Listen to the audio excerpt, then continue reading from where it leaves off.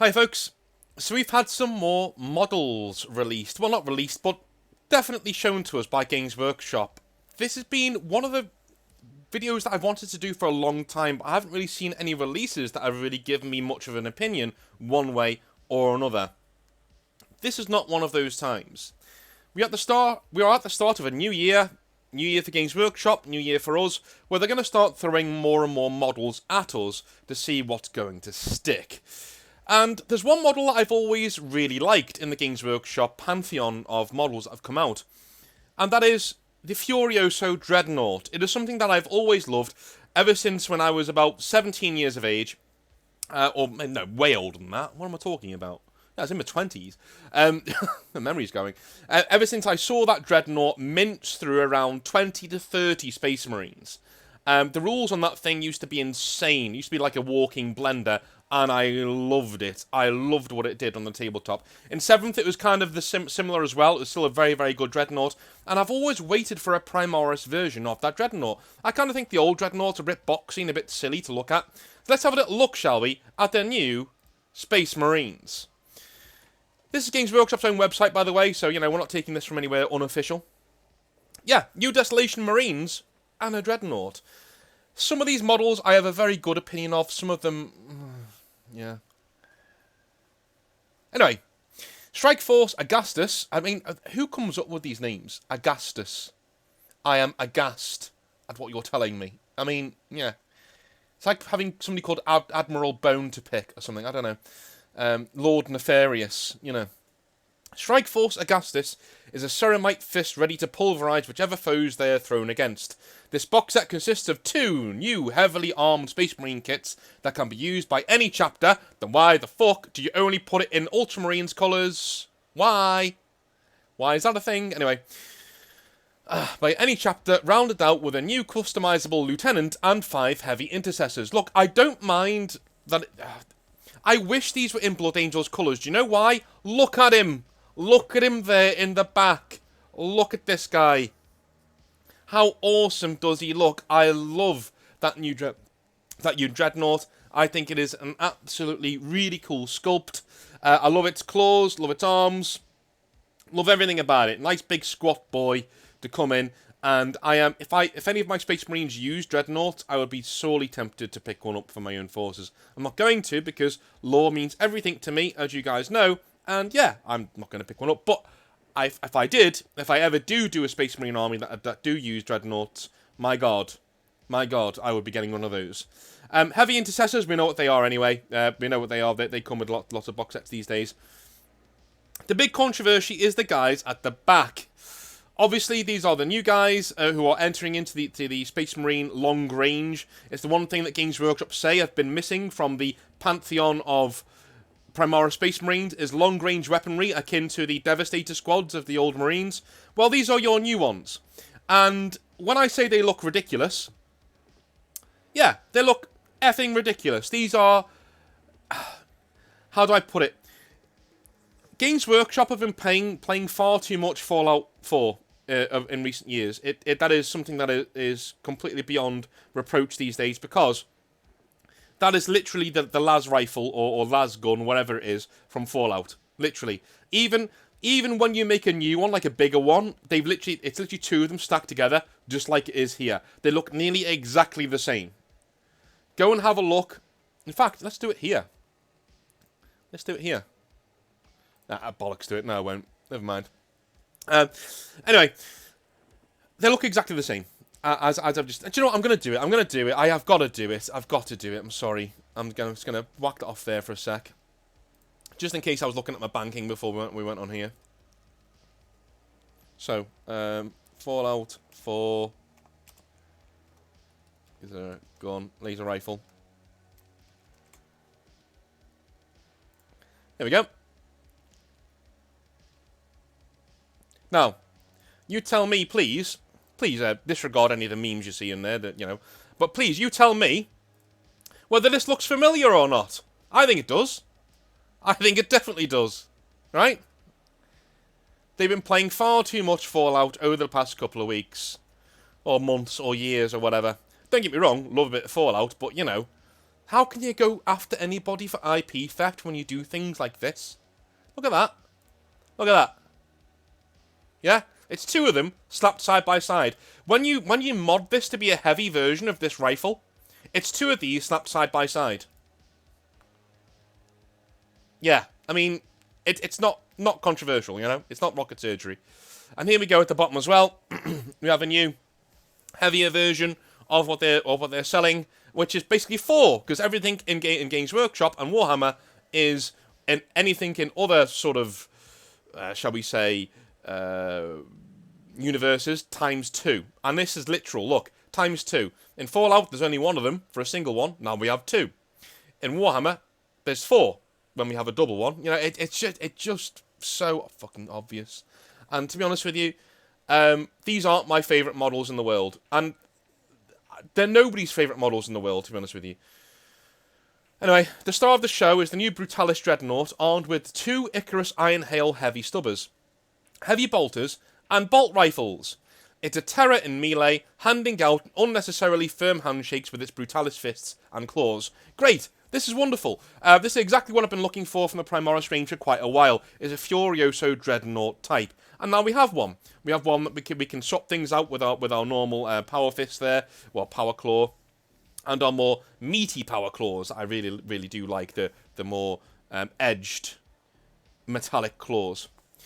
While the Dreadnought cannonballs into enemy lines, the Desolation Squad, these bad boys down here, provide devastating support barrages with their indirect fire Castellan launchers and a choice of Super Frag and Super Crack rocket launchers. Until now, long-range heavy support has been missing from the Primaris infantry arsenal.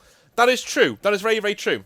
And it's been a reason why a lot of people have been buying and getting into and supporting Devastator squads from the Firstborn product line. But now, we have, of course, heavy guys. We have heavy Desolators, basically Devastators. Whilst I support things in the lore and things in our models going forward in terms of technology, I think they can look better than this. I just do. I just think. I mean, it's just a load of tubes. It looks like a guy's throwing a load of. It's one of them things that you make when you're a kid. You know when you've got like loads of boxes lying around your house and you want to make a gun out of them, and you start like sellotaping them all together to run around your house with a gun. That's exactly what these look like. You know, realism, folks. I mean, it just doesn't look. How do I put it? Not graceful. They're Space Marines at the end of the day, but it just looks like they're lumbering around this thing, and they look reluctant. Look at this guy. He's so reluctant to even have it in his hands. It's just like, is this seriously what Mars came up with? Is this what we're doing now? Mars, serious? Is this what we're doing? Okay, cool. Thanks. You've given me a Fallout 4 las weapon. Brilliant. Awesome. You know. Oh my good lord. I just think they look so silly, guys. I think they look so silly. Moving on. Alright, leading them is a new Primaris Lieutenant, the most flexible Lieutenant kit we've made to date. This version unlocks a wide variety of build options, including the much requested Power Fist, and this is the one I'm most excited for. Apart from the Dreadnought. Do you know why? I love characters. I love characters on Tactical Rocks. I think it's really, really funny. And also, I love modular kits. Things that you can actually build certain models from in the same kit. This is why I love Grey Knights. Grey Knights are some of the most conversion-friendly models that you can get. You can literally make anything that you want from a Grey Knights Paladins box set. You can make anything that you want. You can make Terminators, Brotherhood Champions, Librarians, normal Paladins. You can make Ancients, you can make Banner Bearer, you can make all sorts of things from that one box set. Really good value for money, even though those models are quite old and need updating really quickly. The problem is, when Games Workshop do update that box set, it won't have the same modular options as it does now. It will have one option. You can make Grey Knight Paladins, or slightly less good Grey Knight Paladins, i.e. the Terminators, right? Those will be the only options in the new set, unfortunately. So, hopefully this is a sign of things to come. If they're really making sets that have, you know, different modular options for your guys. I mean, obviously, they're not totally different options. We have, you know, a sword a bolt pistol or a bolt rifle or a las pistol. You know, it's not the most in-depth of options, is what I'm saying. But we're getting some, and that's the main thing. I think we're going to be hitting the holy grail of options when you can stop with the, shall I say, the normal pose here. Because all of these Space Marines are essentially in the same pose, right? They're essentially in the same pose. The only thing that's missing is the head and the arms. What are they doing, right? But the actual model itself, you can tell what model it is. I think we're at the holy grail of conversion when I can pick a Games Workshop set up and I can make a model that looks nothing like anybody else's Primaris Lieutenant. I can make a completely unique Primaris Lieutenant. There are certain bits on these models that are conveniently changed out, okay, like the loincloth, yes, okay, cool, like the little keychain, like the bolt, you know, but they're not, you can still see that they're built from the same model. So if a guy called Dave has his Primaris Lieutenant here, and I have mine down here, you can tell they're the same model from the baseline up, right? They're the same model, it's just we've done them in slightly different ways. I want to be able to build a character from the ground up, completely new, from one box set. That's what I've designed the Astral Blades around, right? Like you're going to get, at the end of this month, or at the start of February, you're going to get modular rules to build your own champion of the Astral Blades. And you can use whatever pieces that you want to do so. It's up to you. It's for conversion purposes only. And the hobby used to be that way. We used to be so in-depth with our conversion choices that it was kind of getting a bit absurd and a bit too much. Mono kits are the bane of anybody of creativity in the hobby. It's something that we've asked for so long, and I hope this is a step in the right direction. The Games Workshop are starting to move in the correct direction. I'm not sure they will. I think this might just be a one chance and you're out sort of a thing. Or if we do get that more modular releases, they may be like this, where you get one arm and one arm for each side, right, and different helmets. There you go. There are your conversion choices. Because Games Workshop don't really want you converting their models. It's just one of those things. It's one of those things. All massive companies do this. They want everything under the same umbrella. They've done it with the creation of people on YouTube, things like that. They want it all under the same umbrella with the same people, the same monotone company line, right? They don't want you picking up their models and making just whatever you want. They don't, right? Because the people who are going to go in and spend huge amounts of money on 4 or 5 kits to make one unit are very, very, very rare. They love you, but you're still very, very, very rare. They'd rather just sell you normal kits that you can only make one unit out of because they know what they're selling, where they're selling, and how they're selling it, right?